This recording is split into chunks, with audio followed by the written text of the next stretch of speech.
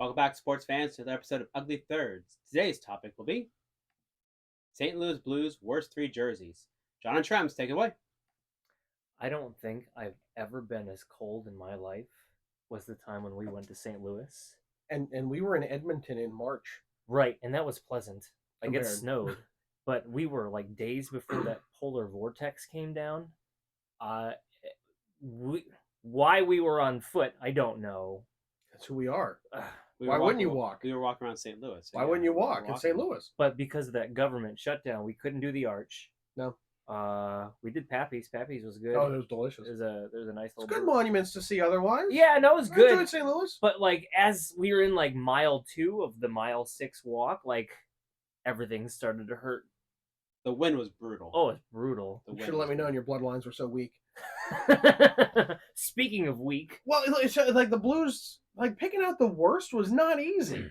Like no. for a team with as many jerseys as they've had, none of them are that terrible. If their worst is a one-off jersey, you're doing okay. There's that, and like Yeah. even some of them are busier than others, but none of them are bad. No. Like really and truly, because our number 3, some people would put it in their best 3. It's the sheet music jersey. Yeah. I mean, okay, you got the musical staff here, and it's a bit awkward in that. I don't like asymmetrical jerseys. I just don't.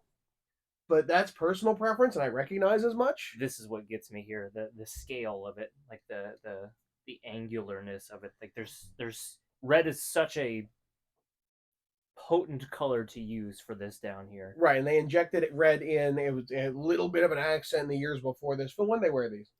1995 and 1998. It's not a long run. No. Not a long run. I think if Gretzky hadn't worn them for 38 games, it might have been That's- utterly forgettable. That's probably what elevates this to people's memories. I'll tell you what the worst part of it is, and I'm glad you have this customized, is how ridiculous this went just to match that striping. Like that, I look like I'm tilting it. I'm not. Like it's the numbers are tilted. Look how much longer this. That must have been a nightmare for the customizers and the equipment managers of the day. Like Yeah. you got 2 different digits for each, whether it's first or second. It almost reminds me of the Fisherman, like just the way that it's. Yeah. Like why would you like? And all you had to do is make this straight across, and it's fine. Solves that problem. But I think they also do the same thing here. Like they're like okay, but they're like coming in at different disease. Those look balanced. Those I mean it's just so it's the details. The devil's in the details in this one. Yeah, but it's not terrible. It's not terrible. No, No. but we needed a number 3. We need to know it's not egregious. It's certainly not egregious. What do you think of the white one?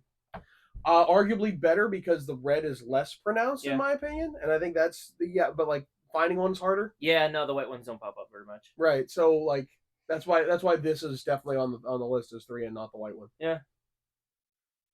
These are the one time I'll call out and be like, no, St. Louis screwed up, and because they listened to Reebok. Now the teams designed it. Reebok told them what they should and shouldn't do. Let's be honest. Why did these hemline stripes go away? Why do we have these apron strings? Right? There's no reason for it. When Nashville copied these shoulders, at least you had they're fangs, and that was interesting. Oh. But for St. Louis Blues, Now, I can't not see like a college graduation thing where the like really intelligent people wear the cords. the cords. Yep. But is this meant to invoke the art? I've never heard that, but it's a better explanation than anything I have heard. But they're not the only team with this. No, that's why they got the nickname of apron strings. I think from UniWatch. I think it's a UniWatch blog thing. And it's one step worse because on the back you have the Reeboks.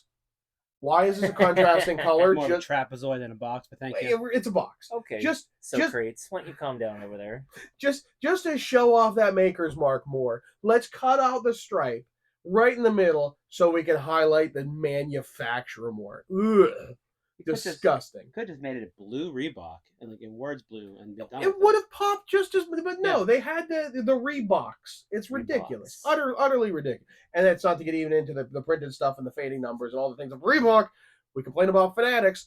Reebok's far worse. No one complains about them anymore. That's not good at all. No, it's terrible. Are the stitchings like printed on there? No, the stitching is actually real. No, on the yellow.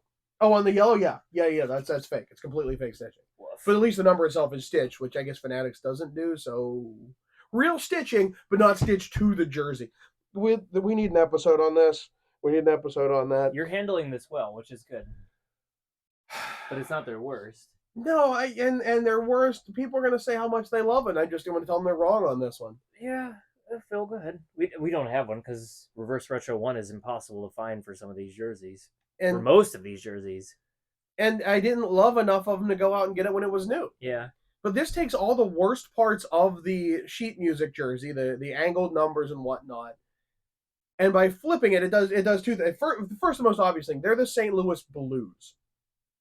Blue. Oh, they're not the Reds? No, that's in Cincinnati. Oh, that's the St. Louis news Blues to me. Nobody told me about that. And their primary color is not blue. No, like first off, there's that. Like, there's the obvious logical problem. Yep. But you put in that red, and that sheet music goes from charming and easy to see to vibrating if you see it at all. The yellow you cannot see from a distance. Like Yeah. I can't see the yellow easily on a monitor. And when you see it, it does kind of vibrate. Like, those colors clash a Yeah. lot. So, like, to have those thin stripes through there, it took the worst of the jersey and amplified it. But if that's what we have to do, pick the one jersey they wore maybe 3 or 4 times in a Right. season and never went back to. You're doing St. okay. Louis has been pretty solid. Yeah, I'll give you that. Let me pose a question to you: does the shoulder patch bother you? That they're the same they're opposite directions, but the same direction from the patch. To me, it bothers me that They're not the- facing each other. they're not facing each other. Like, to Ah. me, and like, you look at the one on here, it's from the Reverse Retro, and it just looks like it's going in a cycle. Like, it just I see what you're saying. They should have a second logo that faces where the horn. right. So the faces horn should in the both other face to direction. the front or the back. Like, look, you're not wrong. It's really, can you pull it off well? And I don't know that enough people would have noticed it to make that. Plus, we're also talking when 95 they wore those. 2 years. So yeah, I mean, like, I feel like it was harder to put those kind of things together because you're at the beginning of computer drafting and stuff. It doesn't bother me a ton. I understand why it bothers you. But That's- thank you. I'm glad you understand that. I empathize. Okay. I don't. It doesn't bother me so much. I don't have a problem with it, but I get it. I like symmetry. I don't know if symmetry is the right word there, but Well, I see what you're saying. I'm gonna trust him. He flexed that meteorology degree he could have gotten earlier, so I'm not going back to Phil anymore. Math guy over there.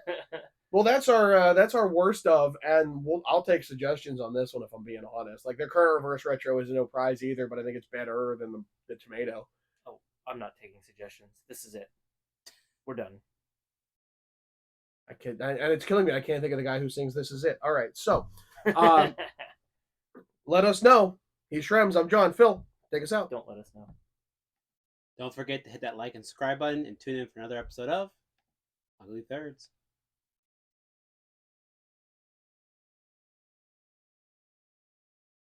Kenny Loggins.